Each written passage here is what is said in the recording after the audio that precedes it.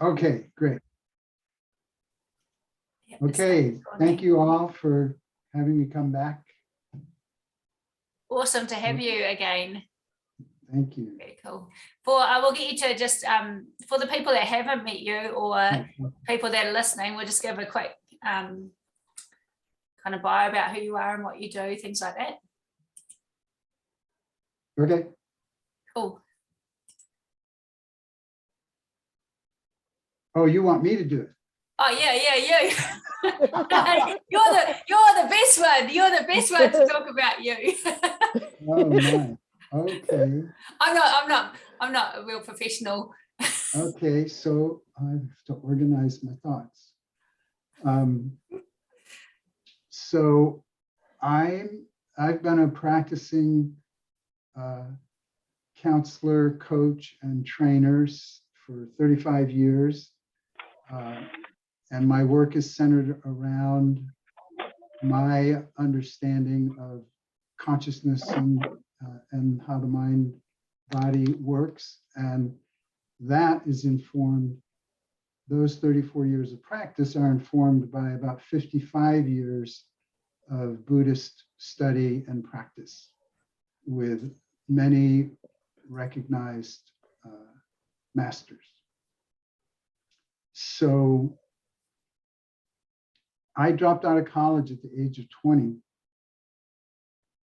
It was the end of the sophomore year, somebody handed me a little brochure and said, I think you'd be interested in this. And it was about the first Zen Buddhist monastery opening that summer in America. 2 weeks later, I was there.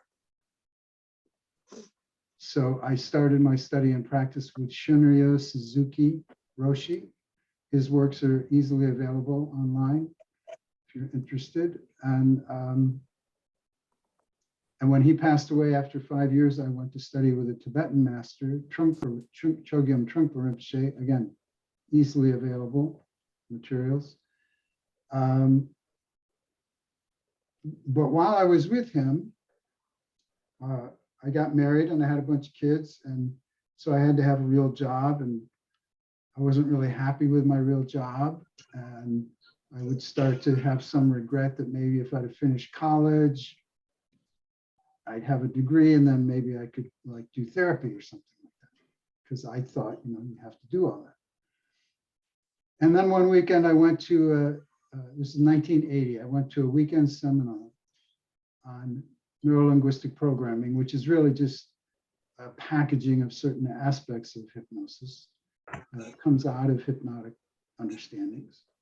And I was the only one there, of about 30 people, I was the only one there who wasn't a psychologist. And they were all being blown away by what was being presented. But for me, it was little bits and pieces of what I'd been learning in a much more comprehensive way in my Buddhist studies. So I stopped having a regret and thinking of myself as a college dropout. I didn't drop out of college. I transferred to the best college in the world. And so that made me realize I already had something to offer. But I didn't know how to offer it until I encountered hypnosis and NLP, because you don't need to spend 10 years getting a psychology degree to be able to do those things. So I reckon I can do these things.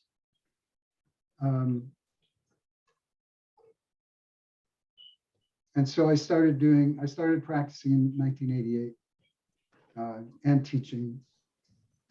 I have 2 books, Finding True Magic, Transpersonal Hypnosis and Hypnotherapy, NLP, which is the textbook for my course. It's been out since the 90s. A lot of people call it the Bible of hypnotherapy. You can read about 50 interviews or testimonials about it on Amazon, if you want to get a sense of it.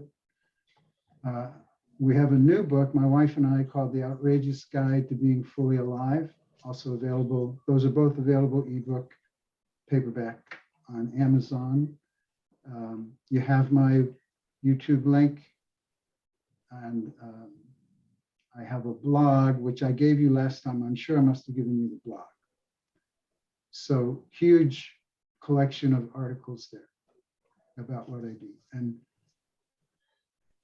so the main thing that was radical when I started working that kind of created a little upheaval in the hypnosis community was I proposed that everybody's in hypnosis all the time. And in my experience at that time, included hypnotherapists. They didn't understand the subtle, all-pervasive hypnotic state that's at the root of our suffering. And that hypnotic state is believing who we think we are. Who we think we are is our most powerful, constant state. And it's you know, a collection of positive and negative judgments about our self, which is really just a conceptual self. It's not who we really are. And when you know that and you work at that level, all the techniques that people use without knowing that get supercharged. I just heard something garbled, but I didn't hear what. Yeah, I just turned it off. It was just a sound coming out of like someone's computer. Oh, okay. I didn't know what it was either. Right. So, where was I? Talking about who we think we are. Oh yeah, who we think we are. I forgot who I was there for.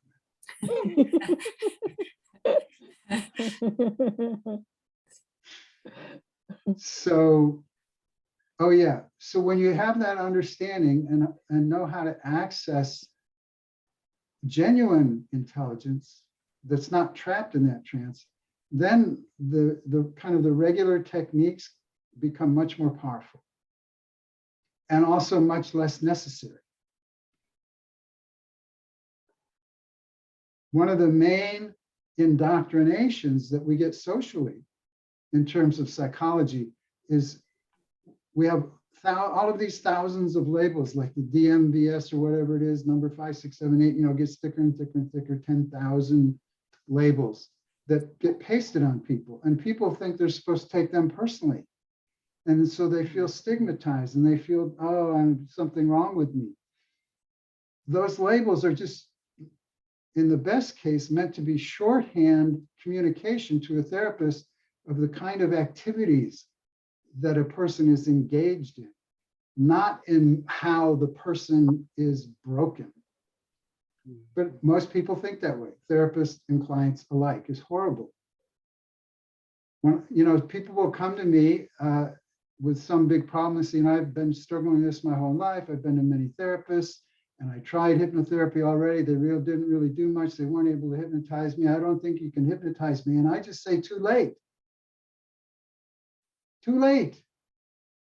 And they kind of go, huh? And I say, your problem is a hypnotic state. You know, if your problem was like a real thing, I could go buy one of them at Walmart. Do they have this chronic depression? Do they have that at Walmart? Yes. You know, it's an activity you're creating, and immediately they cheer up because they're getting the message that they have agency. They're not the victim of something, they're the creator. And not realizing they're the creator, they step into the position of being the victim. Totally unnecessary. When you have, the more and more sense of agency you have, the more you're aware of what you're doing, and the more you can recognize whether it's for good or bad. Like the more aware you become of the agency of punching yourself in the face, at a certain point, you're going to go, well, fuck that.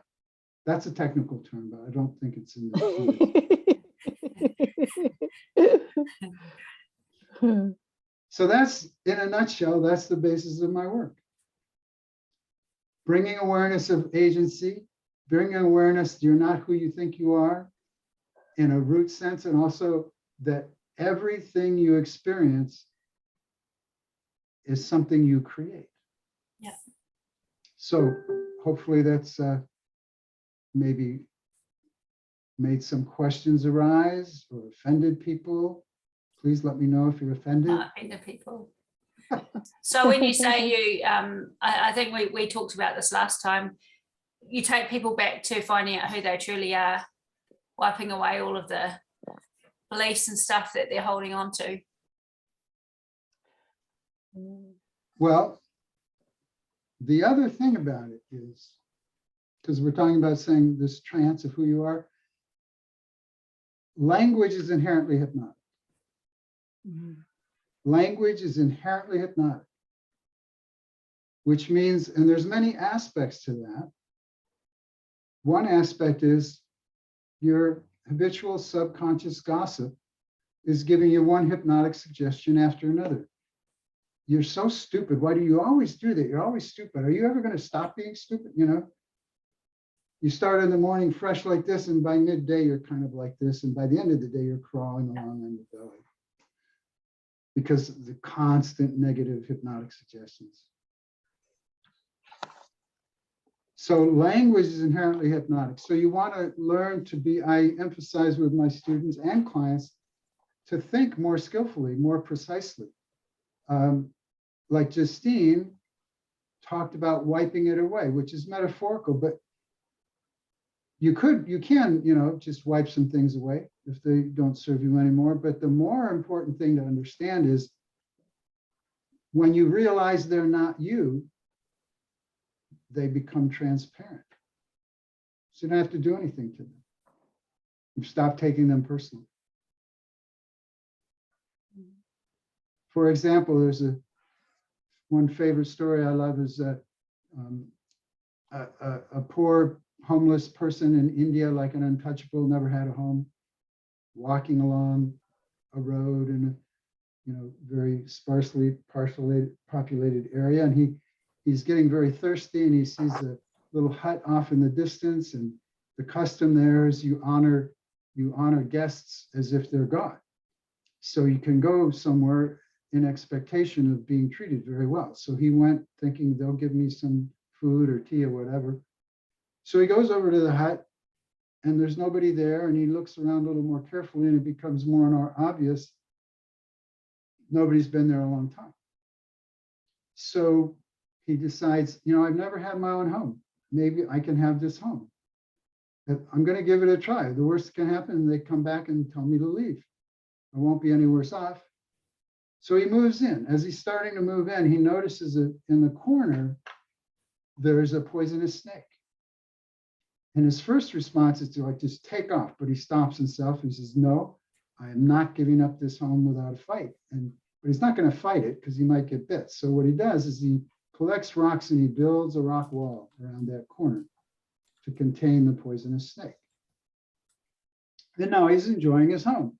One day, another mendicant comes along asking for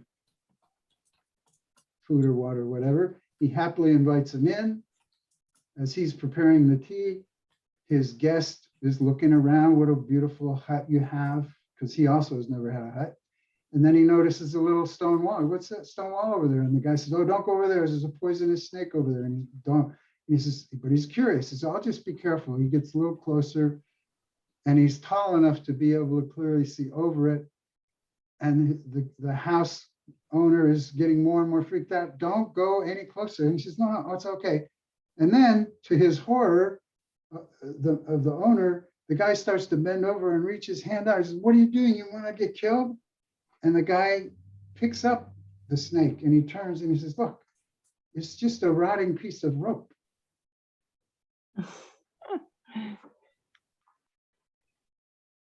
How long does it take to release your burden once you realize your snake is a piece of rope?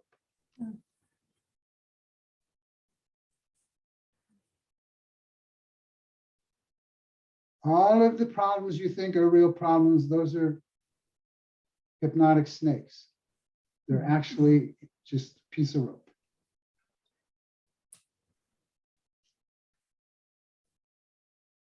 Isn't that great? I'm hypnotized.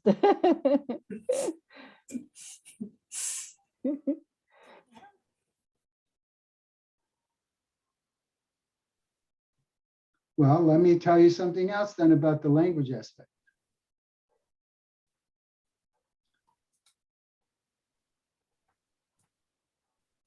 Anybody here have ever experienced thinking? Anybody here ever had the experience of thinking? Yes. A few of you, okay. Yeah. So then this should be a very easy question. What do thoughts refer to? Ah. For me, it's just a repetition of what I already know. I was never able to produce new knowledge thinking. Never happened to me. And I am a great thinker. I like to think of myself as a scientist. Okay, thank you. Anybody else? What do thoughts refer to?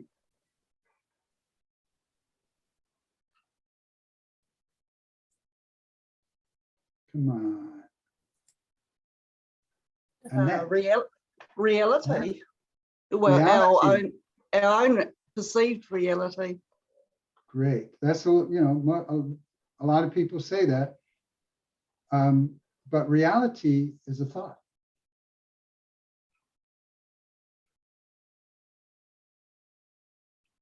Thoughts refer to other thoughts and other Right. thoughts and other thoughts and other thoughts and other thoughts until Thoughts there's no thought. refer to other thoughts. Thoughts can only refer to other thoughts. Only. Now, someone might say, well, but look, oh, it doesn't show up. Ha, magic. Uh-huh. Imagine going before This is computers how I and being able to do hypnotize that. people on Harry Zoom. Potter. Whoa. That's This Harry pen is your Potter problem. thing. Watch your problem disappear. Whoa. You need to do it with the rope snake. Anyway, it's a, if I put, there, it's a pen. Okay, people might say, look, this is a pen. This is real. Pen is a thought. This is not a pen. This is a constructed conglomeration of various substances arranged in such a way based on our knowledge to get the functionality we want to get. You can write with this thing, but it's not a pen. Pen is just a label. It's a thought. This is not a pen to a monkey. This is not a pen to a cat. This is not a pen to an elephant. Pen is a concept. This is nameless and it's temporary. You know, if an elephant comes across this, it won't be a pen for very long. They step on it, no more pen. Where's the pen? See, I can still say pen, but this isn't there anymore. So where's the power? If this was the pen and it got crushed by the elephant, I wouldn't even be able to speak the word anymore. Mm. We keep and this is an aspect of hypnosis, is that we get in the habit of mistaking the label for the thing itself. And we think we're relating to the world, but we don't realize we're relating to our ideas about the world. That's all hypnosis.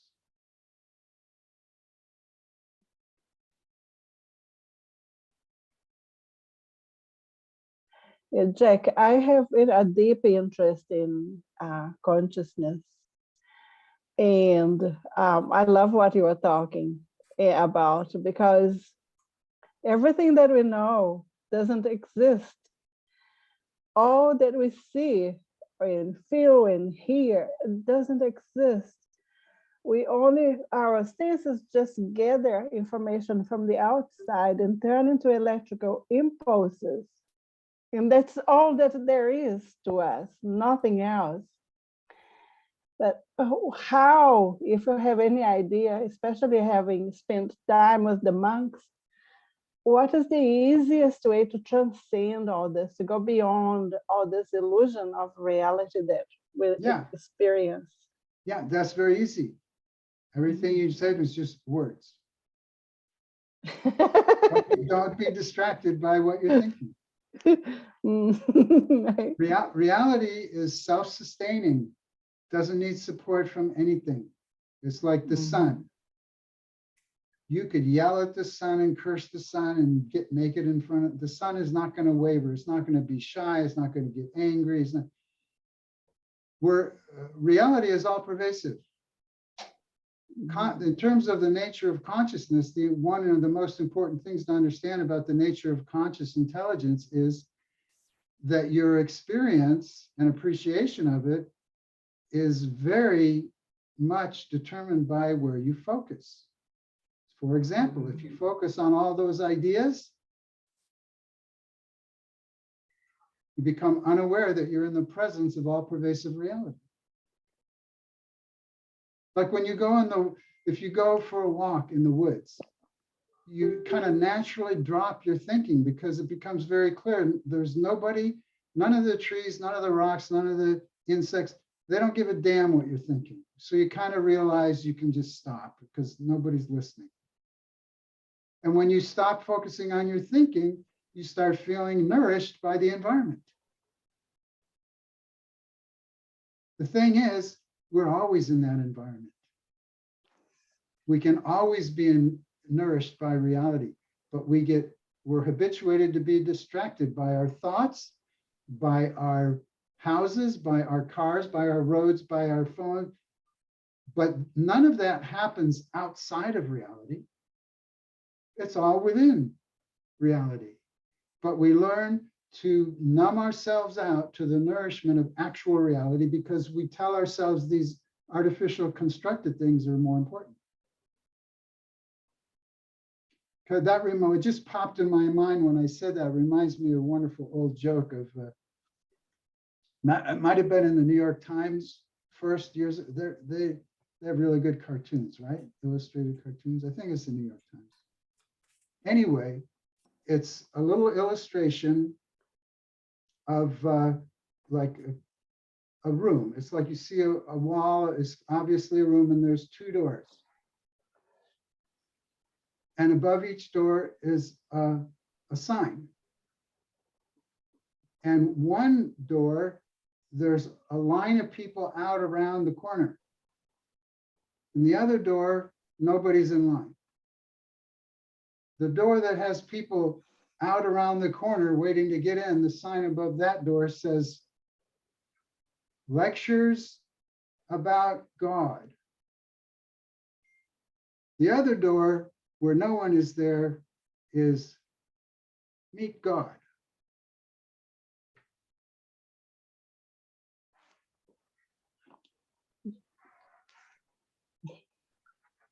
The marketing is stronger for the lectures. We're addicted to thinking. We have no confidence that we could have a high percentage of people I work with just for fun. I usually at some point ask them, imagine that you could suddenly just stop thinking. What do you think your experience would be like? High percentage say, I'd be comatose, I'd be a zombie, I'd fall asleep, which might be true. And just all kind of negative things. But actually, if you drop your thinking, you become brilliantly aware.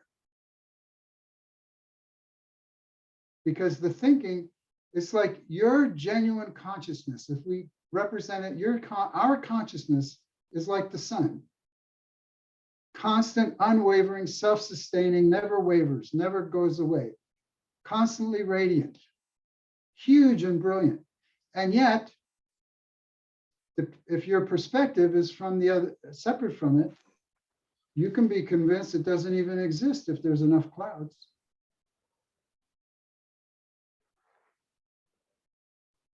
You know, I have people tell me, I think I have SADS. I have a real hard time when it's not summer, when it's so cloudy and stuff. And I say, look, the sun is still there. Stop telling yourself you have to focus on the clouds. They are flimsy. They change moment by moment. Remember your experience of the sun being there. Visualize the sun in a bright blue sky. You might not see it with your physical eyes, But you're not, oh, I'm just imagining that. Oh, that's just imagination. No, it's the truth. The sun is there always in a bright blue sky. Who says you have to condition yourself to ignore that just because there's some flimsy clouds around? I don't know where you're holding up. I'm just drawing what you're saying. Okay, I can't. Oh, I can see. I see I'm drawing notes of what you're saying. So I can. Yes, you'll have to send that to all of us. Yeah. So do you understand? You have a question? Any question, objection? Consider that one. I'm so impatient. Your intelligence is not a function of your thinking mind. You're more aware of your intelligent, intuitive ability to relate to life when your thinking mind is silent. Not because it has to be silent, but because we're addicted to paying attention to it, such that we lose awareness of the real environment of our brilliant intelligence.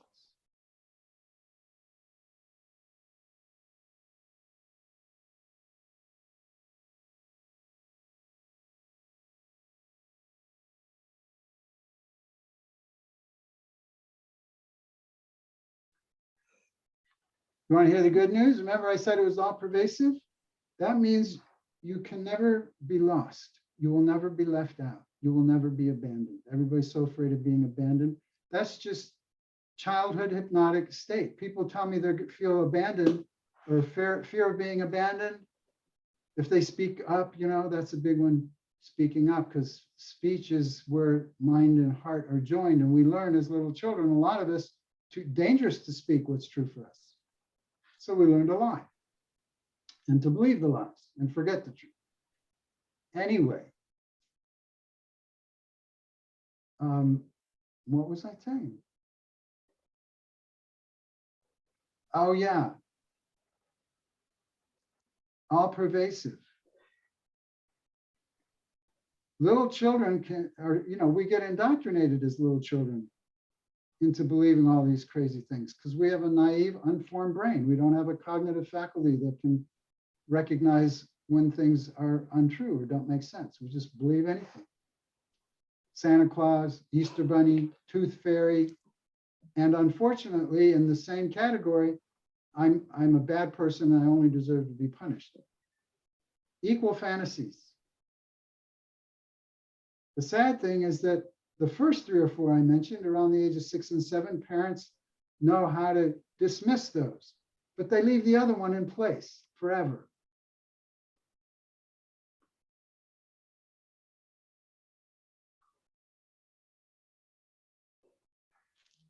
So only a little child can be abandoned because a little child is in a developmental stage physiologically where they actually do need to be protected and supported. You know, like I'll tell a client, you know, there's this wonderful park with an outlook over the Puget Sound. If I take a 6-month-old baby out there and hide them under the bushes and drive away, I've abandoned that child. It's life-threatening. But if I invite you to go there, let's go for a walk, and we go and drive up, and you go, oh, wow, it really is beautiful. I say, yeah, let's go. And as soon as you get out of the car, I drive off. I've abandoned you. No, I haven't. I've just created an inconvenience in your life. You know, you go call somebody. It's not life-threatening. I might have lost a friend, but so what? I don't believe in having friends who believe in abandonment issues anyway.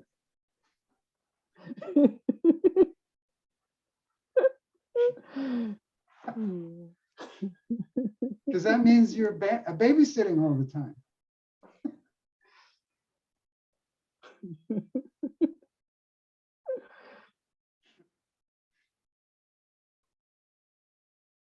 So consider that you are constantly in the embrace of the massive, incomprehensible, life-giving, intelligent, creative power that's creating you, me, everything moment by moment. And there's no other place to go. You can't be thrown out anywhere. So relax, cheer up, start having fun. You've arrived. There's nothing you have to accomplish. You have no burdens. Burdens are all conceptual. You only have burdens because you think you have burdens. You think you have a bunch of snakes all over the place. You got to be careful. There's just a bunch of dirty ropes.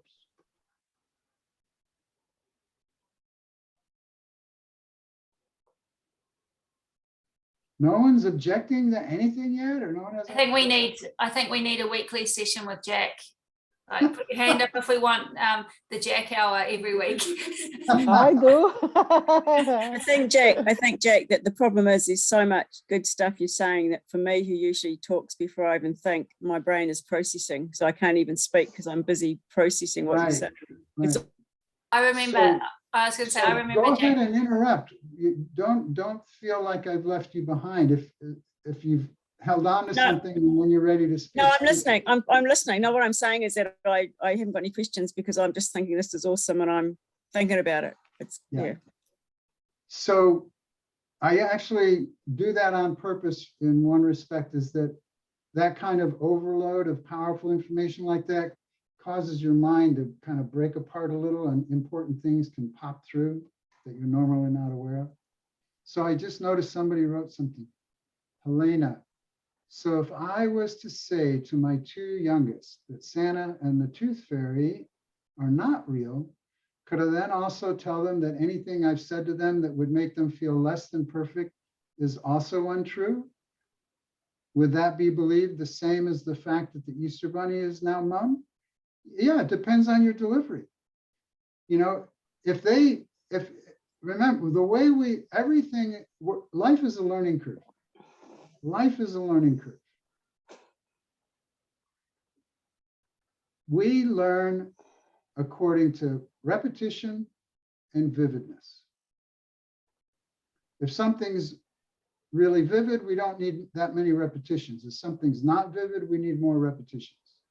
This implies to delivering hypnotic suggestions. You should have learned that if you're a hypnotherapist, but it applies to all learning. So if you taught your children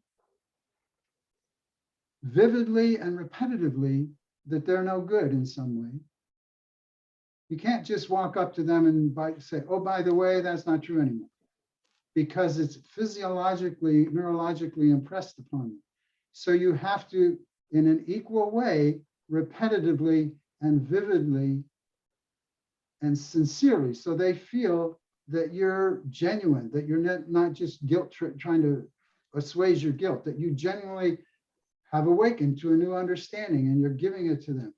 And you tell them repeatedly and constantly, not obsessively, that they're miraculous, that they're wonderful beings, that they deserve to have full self-respect. And the energy in your communication is calm, spacious, carefree, full of love. That's how they know it's the truth.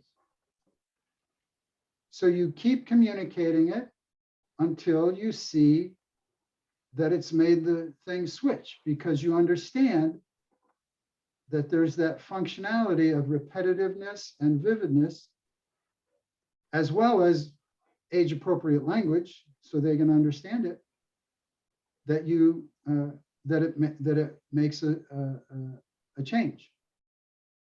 Like when I work with teenagers, they eat this stuff up. They have a blossoming cognitive faculty, and they're noticing and calling the hypocrisy on their parents and their teachers. That's one reason why they get so, difficult, because they start to be suddenly they're aware of everything you're telling me is a lie. So when they come to see me and I tell them these, they just become ecstatic. And then they say, why weren't they teaching us? They should have been teaching us this stuff from kindergarten, instead of scaring us and making us afraid to make mistakes and shaming us and guilt tripping us.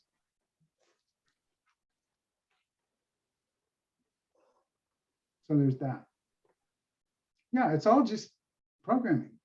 any programming can be undone or short-circuited or replaced by better programming.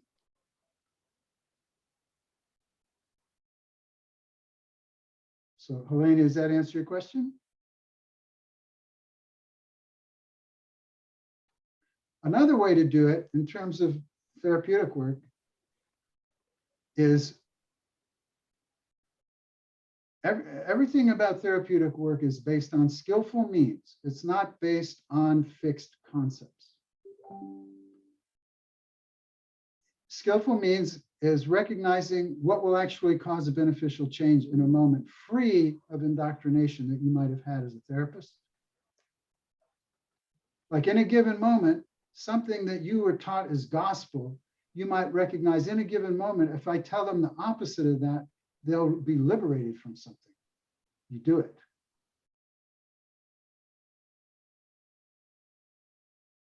So in this example, Helena, maybe because of the typical investment and strong impression about Santa and the Tooth Fairy, and the kids kind of think, you know, Santa knows everything. Santa's so powerful, he knows everything. Then you could go to your child and say, sweetheart, I feel really sad, but I also feel really happy. I feel really sad because I've been mistaken all these years that I've been speaking to you in nasty ways and making you feel bad about yourself. And all of that was untrue. And the reason I'm happy is because I just got a note from Santa explaining that to me. And he told me I should come and apologize to you. Santa wants you to know you can always love yourself and respect yourself, no matter what any adult says to you. And no matter what any of your friends say. Try that. A good lie.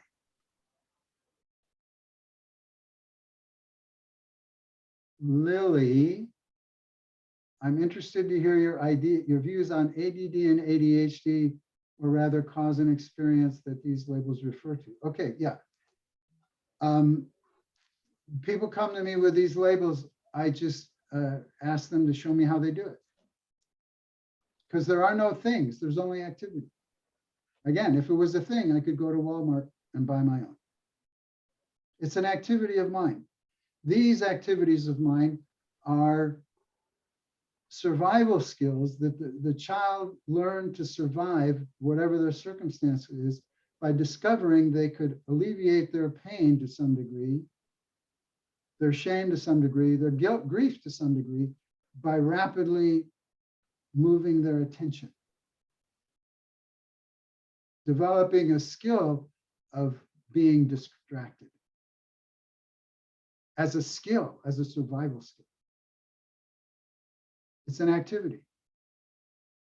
Again, I help people appreciate that. Instead of being stigmatized like the psychiatrist, the very stern psychiatrist who doesn't look me in the eye, just writes me prescriptions and says, you have ADHD. I have people tell me that sort of thing. Never look me in the eye, talk to me for 10 minutes, write me a script, charge me $400. So I explained to them, this is something you're doing. If I wanted to have the experience you're having, I need to do what you do. So you be my coach. You teach me what to do with my mind, moment by moment. So I end up having this experience that you tell me is labeled ADD or ADHD. That forces them to bring it into consciousness. And you bring what you're doing into consciousness, you can change it.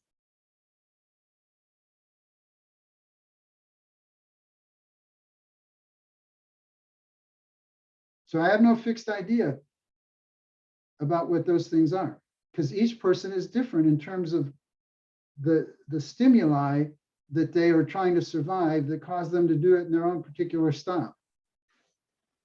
Makes it very easy for me.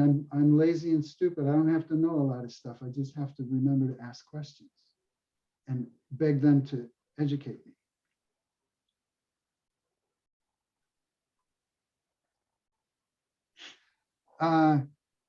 Robin, oh, Robin's a hypnotherapist. I don't know if you all are. I guess I didn't ever ask.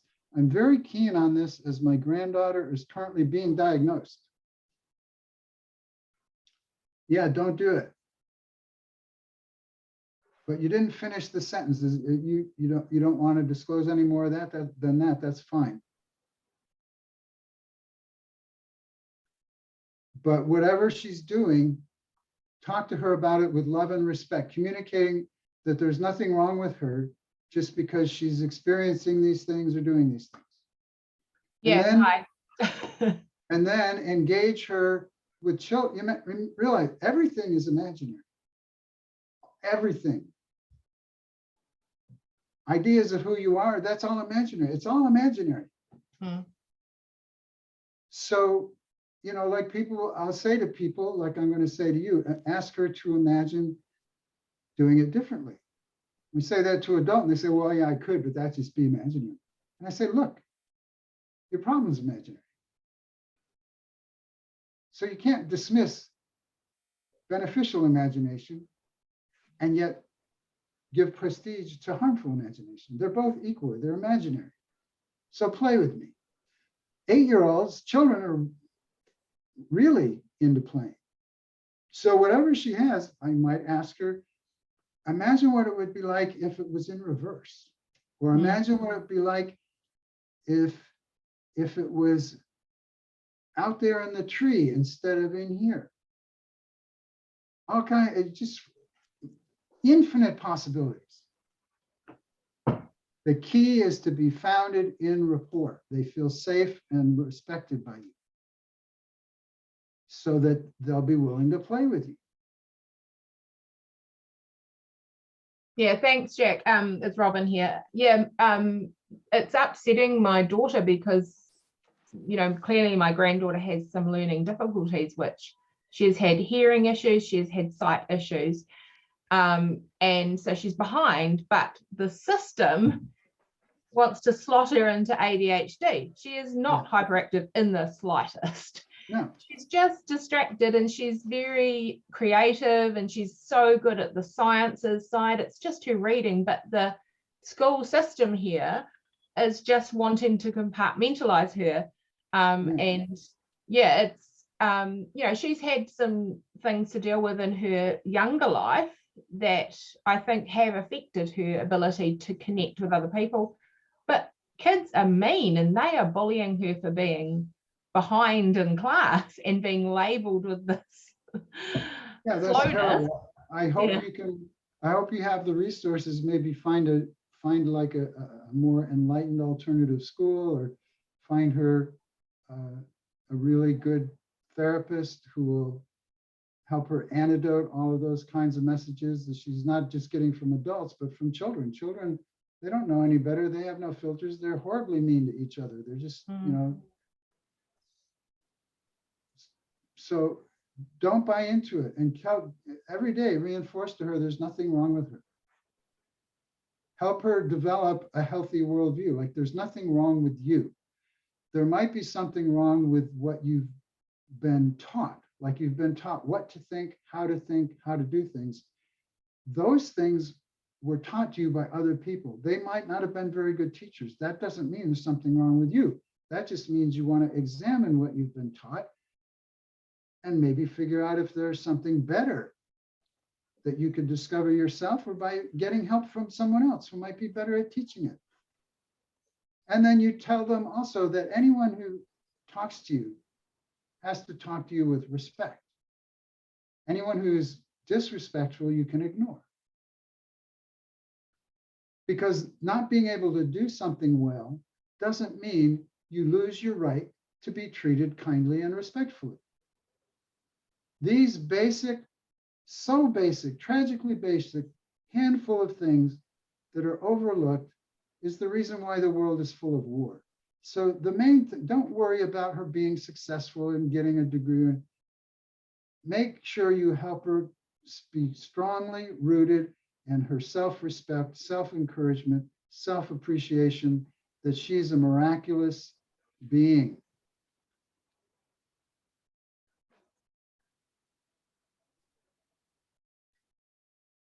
Perfect, thank you. I do that a lot, but I think I might hypnotize her now. I worked with kids as young as 3.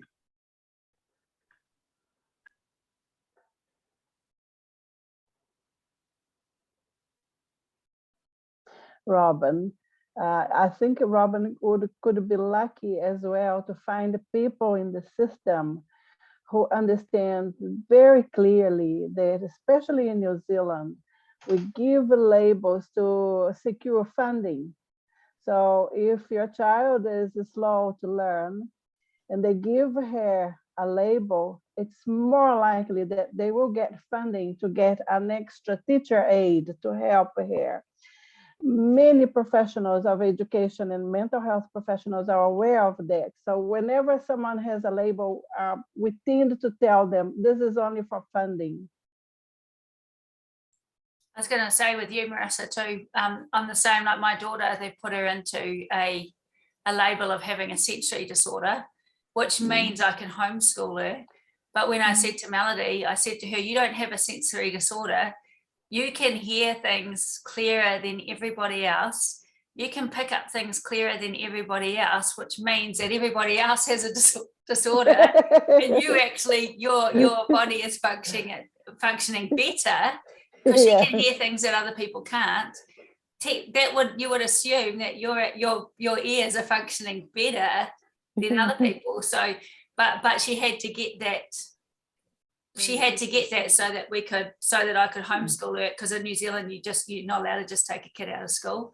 You have to have. So when she got told that having a sensory disorder, I was like, it's not actually disorder. Everybody else is disordered. you've got amazing ears. It's just everybody is unique and has different abilities, and that's what I reckon. Yeah, the educational system wants to level out everyone. That's the problem. But you can't get funding unless you've got that little piece of little name, unfortunately. Yeah.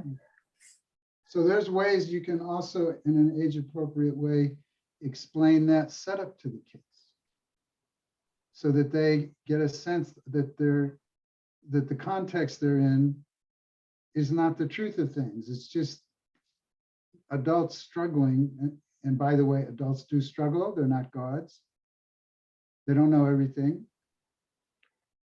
And so that they get a sense, that helps them have a sense of self-respect, like that I'm not supposed to just go in here and submit to the system.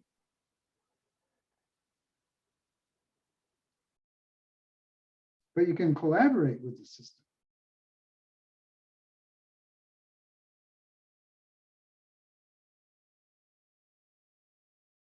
Okay,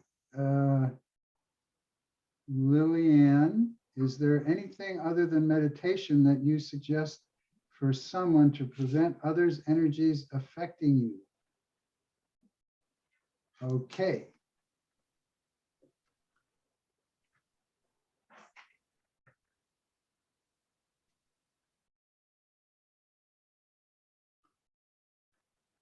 We're aware of the world as kind of as Marissa was briefly explaining. We're aware of the world because of how our sense organs process data, perceptual data.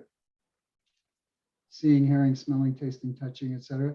We all know, it's pretty common scientific knowledge, like that we don't see actual reality.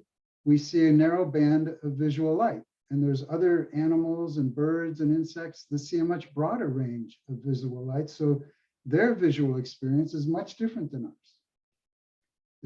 We're not experiencing the truth. We're experiencing what our sense organs can reproduce from the data. Same with hearing. You know, dogs can hear dog whistles that we can, etc. And snakes can like taste the environment with their tongue, just sticking, they can tell all kinds of stuff. So our senses are not giving us the solid, real reality. We're experiencing what our mind creates through the various sense organs from the data that's available. So you want to break the common hypnotic notion that the outer world is affecting you. We're not affected by the outer world. We're affected by what we think about the outer world. And the most significant aspect of that, in a nutshell, is that we take things personally.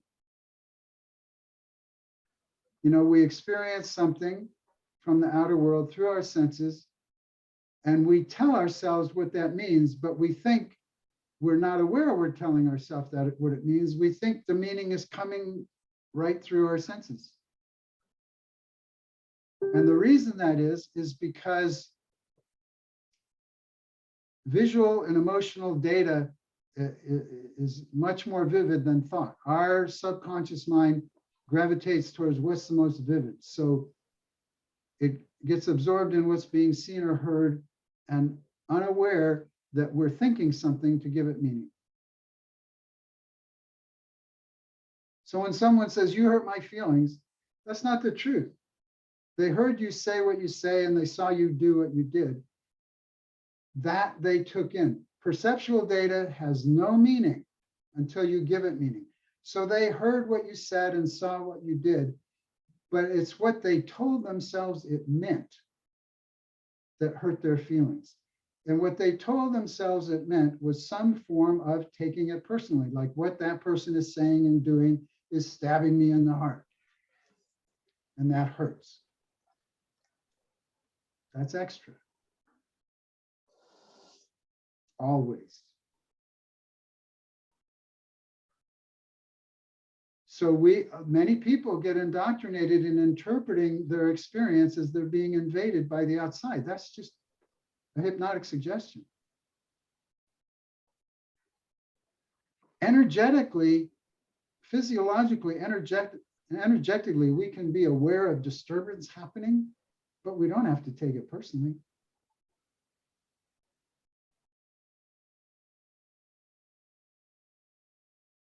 It's just happening. It's not happening to me. It's happening. How can I deal with this? But not as a victim. This is happening. You know, like if you walk into let's say you're driving your car and you're going on a long trip and in the morning it's cold, you turn on your heater and you're driving along and you're spaced out listening to the radio and everything else. And it takes a while before you realize that you're kind of sweating because it's like blasting heat now. You don't go, oh my God, I'm so offended. I must be a worthless person. No, you just turn the heat down. Change the effect of the energy. In general, people who have this sense of being affected by others' energies are, you use the word boundaries, is that they've been taught they're not allowed to have boundaries. Usually indirectly. It happens 1,000 times a day. If you're an unharmed little child and you just spontaneously do something and an adult interrupts you, not because they have an intention to harm you, but just because they don't appreciate what a child's mind and experience are like. You get interrupted, that's a violation of your boundaries. No one has to teach you anything. If you get your boundaries violated innocently, 100, 200 times a day, every day of the week, every month of the year, you're going to develop an unconscious attitude that you have no boundaries.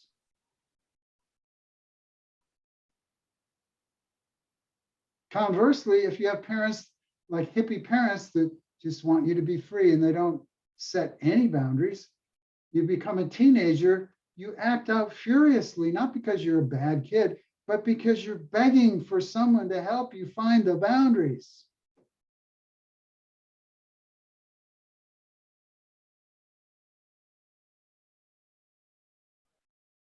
So for little kids, I'd talk to them, again, same thing with little kids as adults, just age-appropriate language, make sure you're emanating a sense of peace, no big deal, just genuine interest and respect, asking them what their experience is like, and then having them imagine antidotes. Like just the other day, I was talking to an 8-year-old who was online on Zoom call with her mom, and there's this aggressive other girl in her class, always kind of insulting people. And I said, just remember that 2 days ago, you know, you told your mom about when she was doing that. Just remember, can you remember that now? And she says, yeah. And I said, okay, now get ready to remember it again.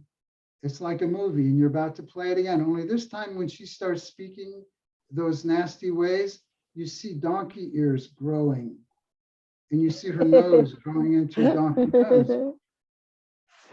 Now it's funny.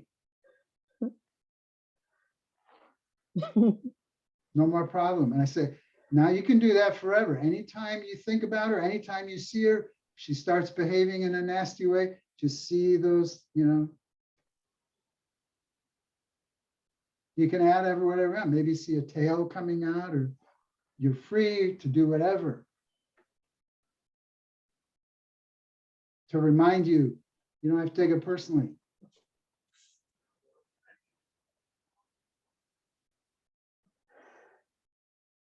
Meditation is a loaded word, Lily. I really, you know, so many people have so many ideas about meditation. Often I'll just tell them there's no such thing as meditation. Because then they have to let go of it. It's like, what? You have to let it all go. Now there's an open space. That's meditation.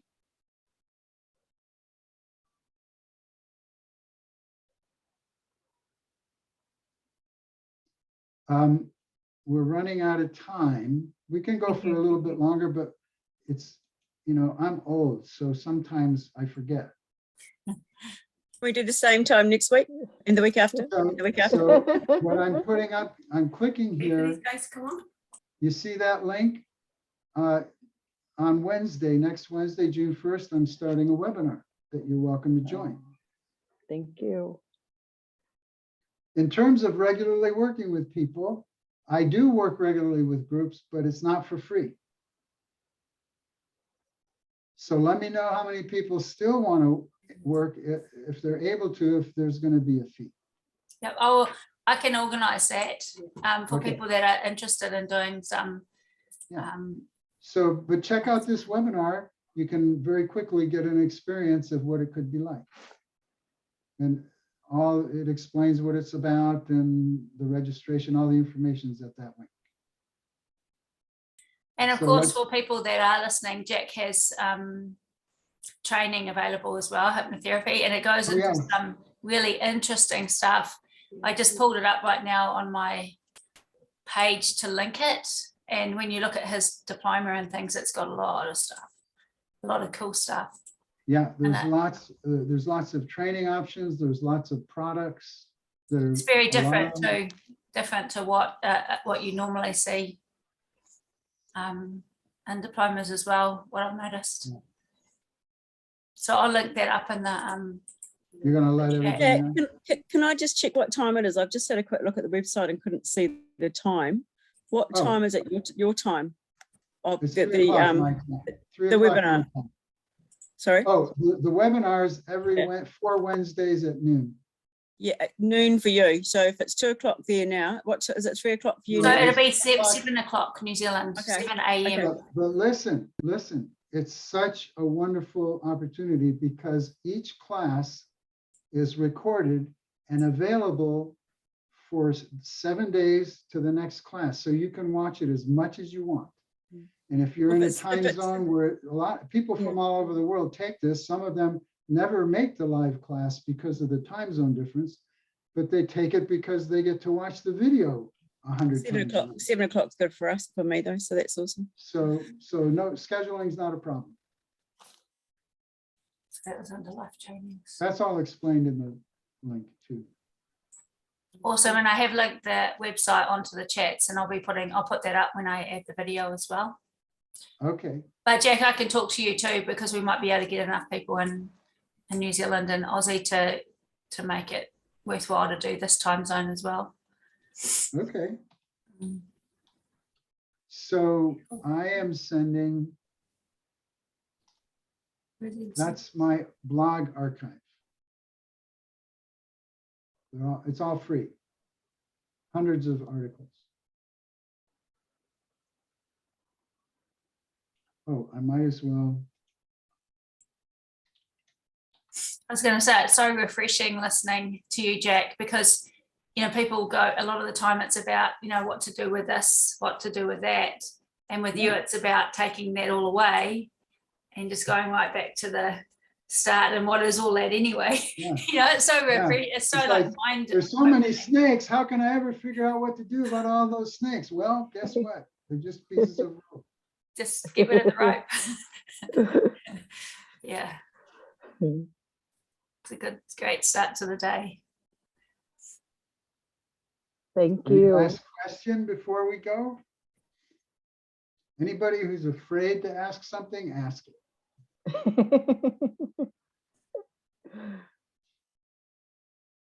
I did see you also have a relationship one on here as well. Oh, yeah, I do. I have a course on relationships too.